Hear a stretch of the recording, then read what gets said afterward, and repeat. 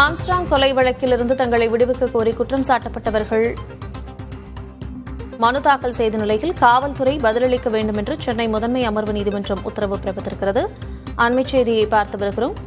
Armstrong கொலை வழக்கிலிருந்து தங்களை விடுவிக்க வேண்டும் என்று குற்றம் சாட்டவர்கள் மனு அளித்திருந்தனர். இந்நிலையில் காவல்துறை இதற்கு பதிலளிக்க சென்னை முதன்மை அமர்வு நீதிமன்றம் உத்தரவு பிறப்பித்திருக்கிறது. வழக்கிலிருந்து விடுவிக்க கோரி அஞ்சலை, மலர்கொடி, பொற்கொடி ஆகியோர் மனு தாக்கல் செய்திருந்தனர். இந்நிலையில் இதற்கான பதில் மனுவை தாக்கல் செய்ய வேண்டும் என்று காவல்துறைக்கு உத்தரவு பிறப்பிக்கப்பட்டிருக்கிறது. சென்னை முதன்மை அமர்வு நீதிமன்றம் இந்த உத்தரவினை பிறப்பித்திருக்கிறது.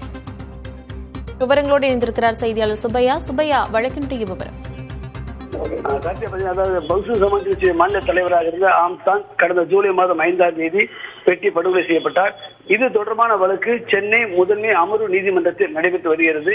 இந்த வழக்கை பொறுத்தவரை நாகேந்திரன், சம்போ செந்தில், அசோத்தாமன், அருள், பொன்னை பாலு உட்பட 27 பேர் கைது செய்யப்பட்டனர்.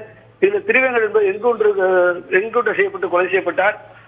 தலைவராக உள்ள சம்போ செந்தில், மொட்டை கிருஷ்ணன் ஆகியோரை போலீசார் தேடி வருகிறார்கள். இதற்கிடையே இந்த வழக்கு தொடர்பாக 5000 பக்கங்கள் கொண்ட குற்றப்பத்திரிகையை சென்னை எழும்பூர் நீதிமன்றத்தில் போலீசார் தாக்கல் செய்திருந்தனர். இதனைத் தொடர்ந்து இந்த வழக்கு விசாரணை சென்னை முதன்மை அமர்வு நீதிமன்றத்துக்கு மாற்றப்பட்டிருந்தது. இந்த வழக்கானது சென்னை அமர்வு நீதிமன்ற நீதிபதி கார்த்திகேயன் முன்பு விசாரணை நடைபெற்று வருகிறது. இன்று இந்த வழக்கு விசாரணைக்கு வந்தது. கடந்த முறை விசாரணைக்கு வந்தபோது முதல் குற்றஞ்சாட்டப்பட்டவராக சேர்க்கப்பட்டுள்ள நாகேந்திரன் தரப்பில் மருத்துவ காரணங்களுக்காக நேரில் ஆஜராவது விலக்களிக்க வேண்டும் என்று கேட்டிருந்தனர்.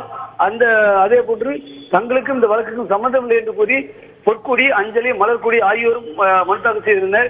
இந்த மனுக்களுக்கு பதிலளிக்குமாறு காவல்துறைக்கு உத்தரவிட்ட நீதிபதி அடுத்த விசாரணையின் போது நாகேந்திரன் சிறையிலிருந்து காணொலி காட்சி மூலமாக ஆஜராக அனுமதி அளித்து இந்த வழக்கின் விசாரணை ஜனவரி 4ஆம் தேதிக்கு தள்ளி வைத்துள்ளார். விவரங்களை வழங்கியமைக்கு நன்றி சுப்பையா.